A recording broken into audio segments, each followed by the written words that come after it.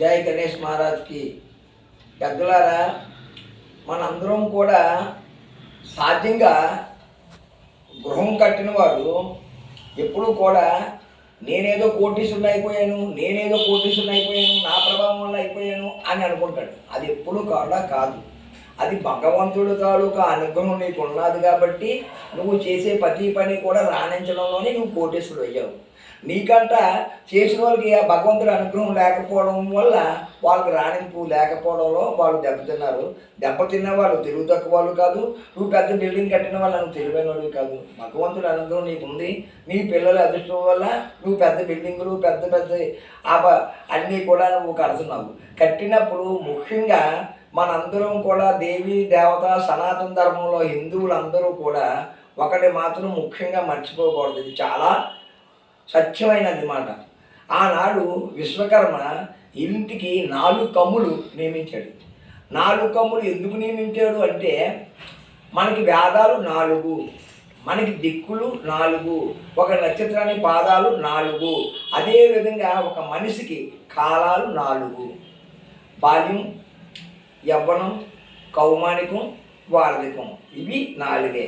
అలాగే మనకి జపమాల నిత్యం కూడా సకల దేవతల్ని పూజించే జపమాల 27 నక్షత్రాలు ఇంటూ 4 పాదాలు లెక్కేస్తే 108. అందువల్లే మన వేద ఋషులు ఆనాడు 108 జపమాల పెట్టడానికి కారణం ఏంటంటే ప్రతి నక్షత్రం యందు కూడా 4 పాదాలతో జపం చేస్తున్నాము, ఎల్ల వ్యవస్థల యందు నిన్నే స్మరిస్తున్నాము స్వామి, నీవు మమ్మల్ని కరుణించు స్వామి, నీ కరుణా కటాక్ష కృప మాకు చూపించు స్వామి అని చెప్పి ఆ జపమాల పెట్టారు. కానీ మనం గృహం కట్టేటప్పుడు పెద్ద బిల్డింగ్ కట్టుకుంటాం, పెద్ద హాల్ పెట్టుకుంటాం, పెద్ద మందిరాలు కట్టుకుంటాం. కానీ దేవుడికి మాత్రం చిన్న గోడ బీరువా కడతాం.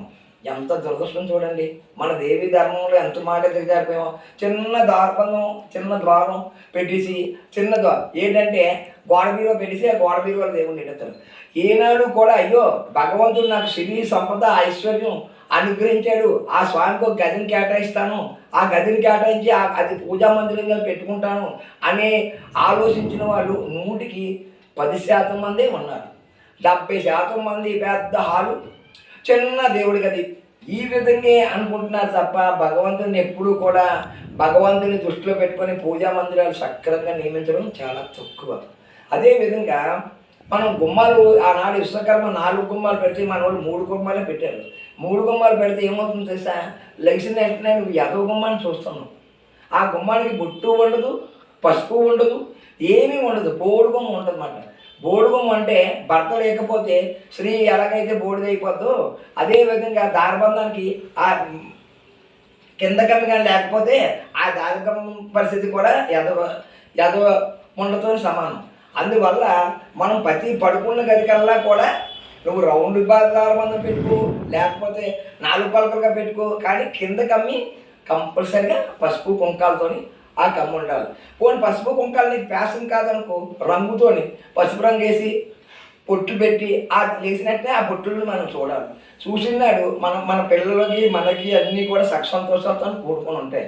అంతేగాని అలా కాకుండా నేను మా ఆవిడ వస్తలేదు, ఈ కింద దారబంధం పోతే నీళ్ళు పోతాయి అని చెప్పి ఆలోచించి కింద దారబంధాన్ని కమ్మి తీసేసి 3 కమ్మిలతో నిద్రిస్తే మనకు మనశ్శాంతి ఉండదు. మనకి ఆ ఎదురు లేచినట్లే కూడా ఆ యొక్క యదోదారబంధం చూస్తాం కానీ పునిష్ఠదారబంధం చూడం.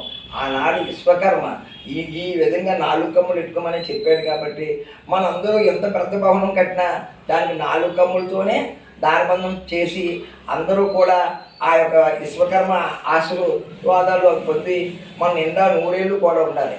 అంతేగాని ఆ కింద కమ్మి తీసేయడం ఆయుష్యం కూడాను శాస్త్రం. ఇందువల్ల 4 వేదాలు, 4 దిక్కులు, మనిషి 4 కాలాలు ఇవన్నీ కూడా ఈ 4 సంఖ్యతోనే నడుస్తున్నాయి. అటువంటి 4ని మనం దయించి మీరు ఎంత పెద్ద బిల్డింగ్ కట్టుకున్నా ఆ కింద కమ్మి దారబంధం కమ్మి పెట్టి మీ ఇల్లుని సుఖ సంతోషంతో కట్టుకొని ప్రతి ఒక్కరు కూడా మా యందు దయించి ఒక చిన్న పూజా మందిరం నీట్గా ఏర్పాటు చేసుకోవాలి. అయ్యో భగవంతుడు మనకు ఐశ్వర్యం ఇచ్చాడు, సిరి సంపదలు ఇచ్చాడు, మనకి ఈనాడు భగవంతుడు కృప వల్లే మనం ప్రయోజకులు అయ్యాము అని గుర్తుపెట్టుకొని భగవంతుడిని ఆ పూజా మందిరం నీట్గా ఏర్పాటు చేసుకుంటే ఆ పూజా మందిరం ఎంత కలకల్లాడితే నీ జీవితం కూడా అంత కలకల్లాడుతుంది, నువ్వు నీ కుటుంబం కలకల్లాడుతుంది, అనేక రకాలుగా నీవు ఎక్కడికైనా జయప్రదం అవుతుంది. ఆ శ్రీమన్నారాయణ దయ నీకు ఎప్పుడు ఉంటుంది.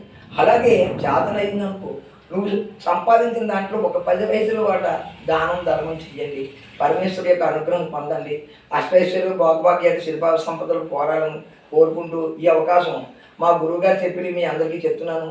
మీరు ఇది మాత్రం తక్షణమే అమల్లో పెట్టి నూతన భవనం కట్టిన వాళ్ళందరూ కూడా ఈ విధంగా చేయాలని కోరుకుంటూ సెలవు తీసుకుంటున్నాను.